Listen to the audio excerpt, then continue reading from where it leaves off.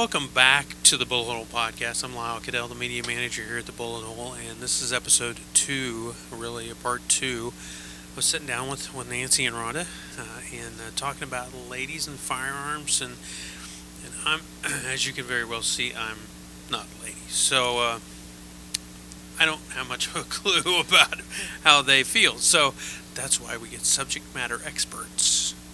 So, as they would Thank be. you. Experts, yeah. But in this time that we have together, I want to just delve into what drives you, and I think in the time we've had together off air, we've talked about empowerment and what kind of keeps you. That I really do want to learn how to use a firearm because of X, Y, and Z.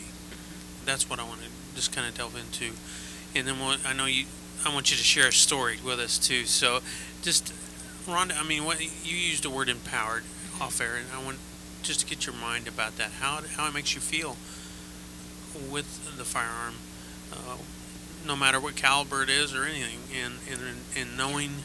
I know we talked about in the our first part too, about being able to load our own magazine and all those type of things. How's that translate into how a woman feels about this? Guys are just like, it's just a man thing. Here, we just gotta do this, Women, a little bit different. Y'all think about this stuff differently than we do, and I'm interested. I want to learn. Well, as you layer in different things at your speed, so for me, I've been up here shooting with some other ladies prior to my classes, which was really awesome. And Nancy and I enjoyed the other ladies, and we have stories from their response as well. But for me, to answer your question, as I have learned more and layered the classes in and the experiences in, when I did get to load my own gun, move all the parts to get the safety off, to do all of that, and I did it the first time for myself. It wasn't actually when I first shot the gun that it empowered me. For some women, it feels that way when they first shoot the gun. But for me, just knowing from, the very beginning all the way to the shooting, how to handle that gun, that empowered me. Because then I feel like if I needed to use this, I would be able to take care of, doing all the moving parts to get it prepared to take care of business if I needed to, I guess. Don't mess with me, right? It's a process. But it is a process, and I think that for me, I guess what I would say is it isn't necessarily just the shooting the gun and being accurate, because obviously I got that kind of out of the chute. I just feel good about that. I'm still very accurate. I don't shoot all over the place. But it was more about the knowledge for me. It was more about knowing what kind of gun I'm handling, and the knowledge behind it, I guess, was the empowering part for me to give me that confidence that I need to continue to move forward. For instructors, I know Greg does a phenomenal job with stuff. How do ladies take that in, as far as are there people that turn you off? Oh, listen. Us girls, we know how to talk about a lot of stuff. And gun talk was not in my vocabulary language book of any sort. I'm going, what kind of gun? What kind of bullet? I don't know. I don't know what you're talking about. Yeah. It was kind of confusing. The more I hear the talk, though, the more I'm the more you're around anything. It's kind of even like a foreign language. If you, are in a different country long enough, you'd pick up a few key words. Well, the same thing with the gun language. It really is a different language to me. So when they're talking about different kinds of guns, now I know what a 22 is, and I know that the different bullets and why they're called different things, and that just comes from the class and when you do go to Greg's class, he gives you a really nice booklet, so when you go home, you can review and things like that to remind you, so it helps. I think, I've never felt uncomfortable with our instructors. They're all so We've got some good guys. We guys do, and gals. Gals too, and it's just that they've all been through it. So nobody asks a dumb question, because if you don't know, you don't know. That's right. And they don't treat you like that. I mean, I've never had that experience with any of them that I've worked with. You know, so. and I, even when I was a kid, you know, shoot, since I was 5 years old or whatever, somewhere. My dad was, well, my grandpa was a cop and a gunsmith, so we just kind of grew up that way. Can't even remember anything else. And so, but I can always remember when I was young, and I started out with a revolver, 38 revolver, and you know, it's sticking it up there, just ready, waiting for it to go off. You know, in the flinch thing, and I had to get over that. I mean, did you all go through that? Kind of. Yeah, I did. Oh, some for guns sure. are powerful. Yeah. I did until I learned. That's kind of like Yeah. what I was saying about a process. You know, there's a process of, you know, understanding the gun, Yeah. knowing how to load it, knowing what it can do, and you know, I would say most women are always afraid. Oh, I don't want to shoot that gun; it's too big. Yeah. You know, I'm like the opposite. Hey, let me shoot because I know I can handle it, and Yeah. I know if I'm ready for it psychologically, it's going to be fine. It's not going to go flying up to the ceiling. In a larger frame gun, you know, Mm-hmm. no matter the caliber, Actually, is generally easier to shoot. yeah. We always, I joke, you know, we joke around with the other guys But that there's a lot of husbands that'll walk into the shop, you know, yeah, and they're like, well, we get to wipe this little gun Oh, here, you know, all the get the time. little lady a little gun, and you know, immediately our sales, like you and the other sales associates, are like, okay, I always, if somebody comes got in, one of those in our hands. yeah, if a woman comes in and says, I need, my husband said I should get a 22, or, you know, I'm like, no, you need a 9mm for sure. You know, Yeah. Well, you and- should and- try a and- 9mm. Yeah. You mentioned, you know, how many rental guns that we have, and we have just a boatload of rental guns. Yeah. And, You really don't know until you try Yeah. what works for you. And different people, yeah, you know. That's how I got my last purchase. I tried several of our rental guns, and I Yeah. picked what was most comfortable for me in my hand and what I was most accurate with. yeah. Because so many times when women come in, all the guns really kind of look the same until they start to understand. Right. So when they're coming in, the great thing about the bullet hole is if you come in, you may say one thing, but they're going to educate you, and you may walk out thinking another. Because, like anything else, if you don't know anything about the product, how do you even know what you're asking for, really? Yeah. Right. So I think there's a great education, you know, that you get when you go in and someone says, well, what's the purpose for this, and what are you going to do with this? And then you have to fit that need, That's right. Exactly. just like anything else. So It's like, and I always liken it to, you know, it's a big purchase. People, you know, 500, 600, 800,000 Yeah. plus dollars. We have 1911s over there that are $4,000. Exactly.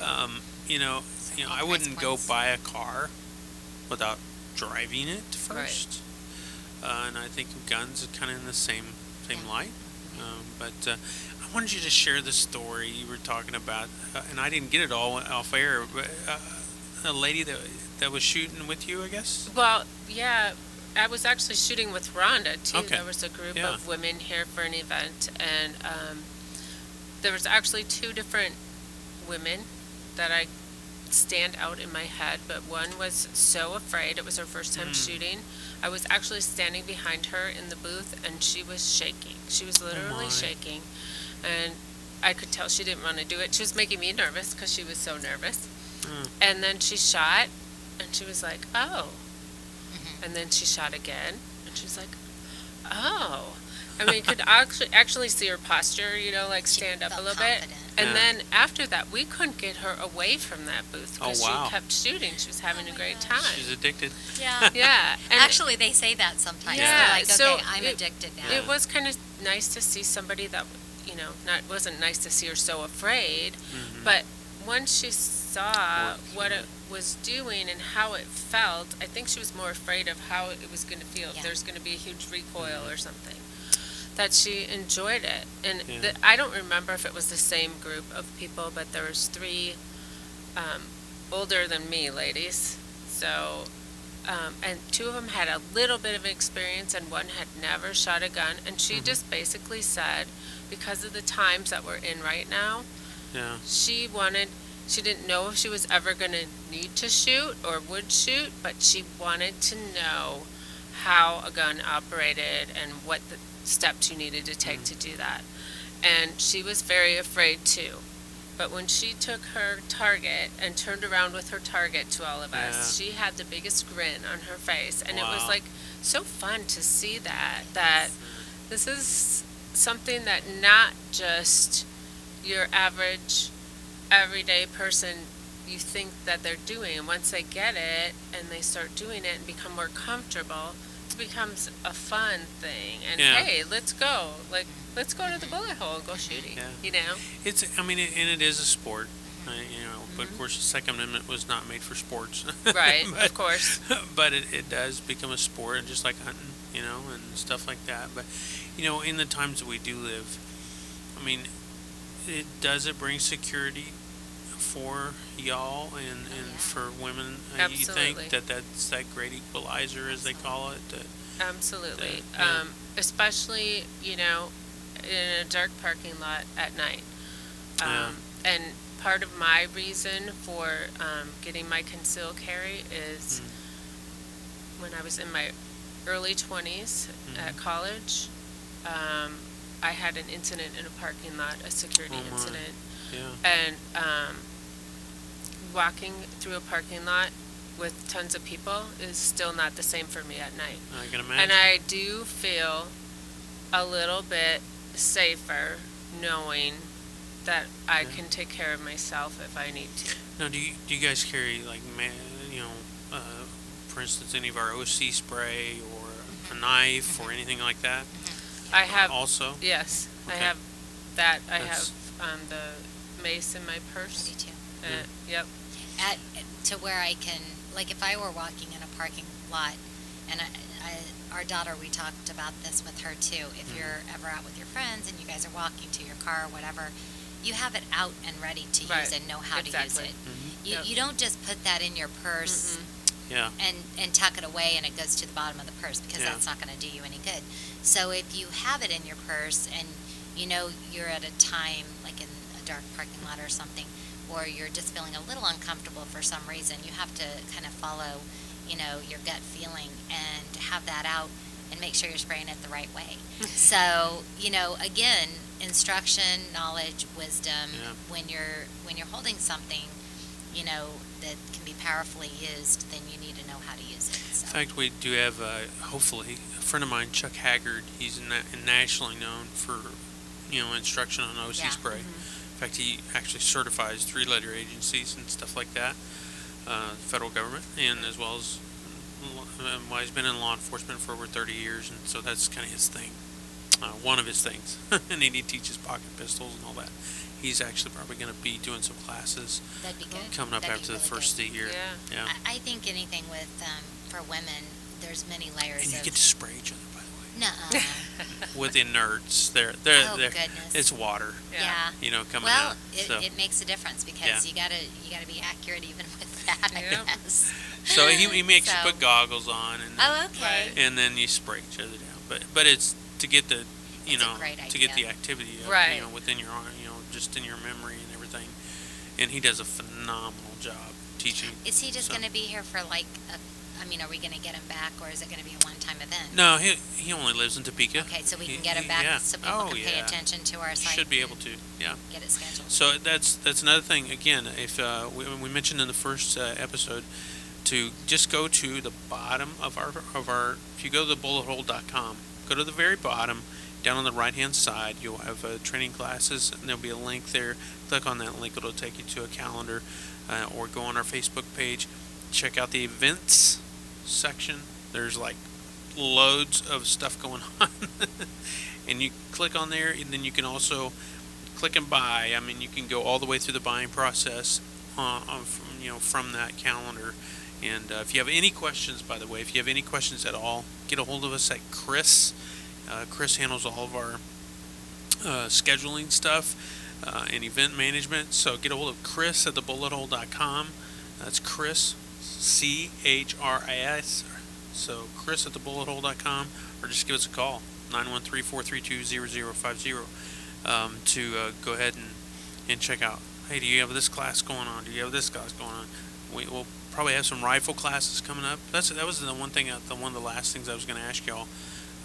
too, but we'll probably have some rifle classes coming up once we get the rifle range done. Plus, we so yeah close. we're getting there.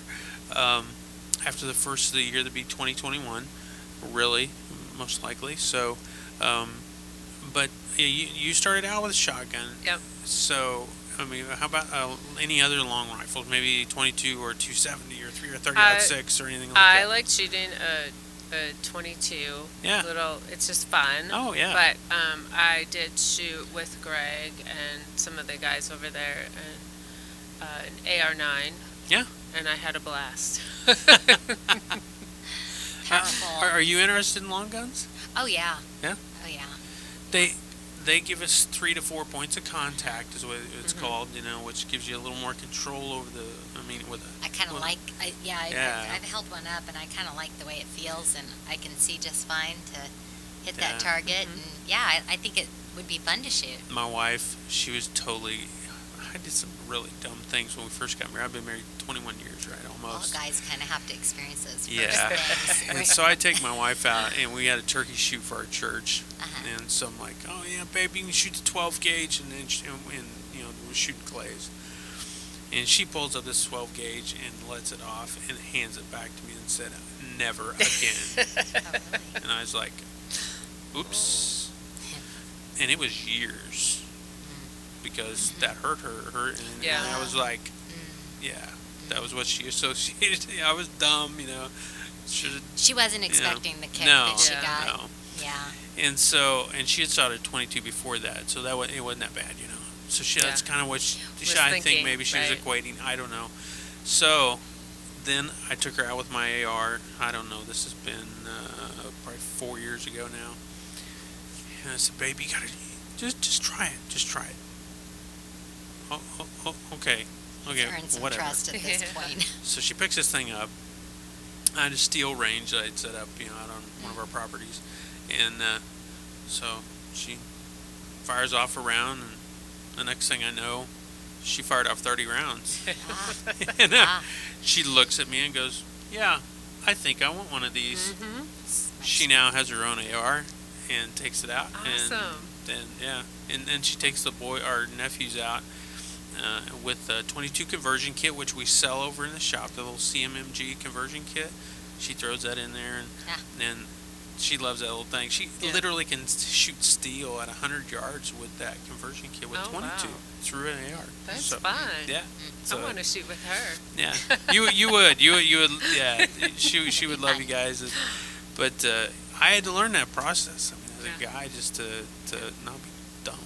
I mean, but is there any grand knowledge bombs as we end here that you can drop on us guys and say, guys, here's some knowledge, just listen? Don't underestimate us. Ha. Ooh. Ho, ho, ho. Don't tell us what we need to shoot. Yeah. Now, okay, then there's cautious Rhonda. If something were going to kick my shoulder, I would have wanted you to tell me that too. Yeah. It's kind of like getting on a horse and, bucking. Yeah, So that's true. there's some things that you guys know that we don't know that Mhm. you should tell us so that we can kind of know what to expect for us people that are shooting guns that we didn't know. Because I do know the rifle does kick a little bit differently, Yeah, where some- the AR-15, I kind of figured it'd be I've not shot one yet, but I do want to shoot one. It's soft, and actually. and Yeah. that's what I'm hoping for. So, Yeah. but yeah. And I think at the range, are we going to be able to shoot Mhm. AR-15s as Yes, well? up to 308. Okay. So So I mean, it'll that'd be be- where you could yeah. try it. Yeah. If you didn't have land like Lyle. yeah. Well, Or Lyle can I have just have it all access to it. I don't Okay. own it, so we've had access to it been blessed for 25 years. To That's have right. access to it, Awesome. but no.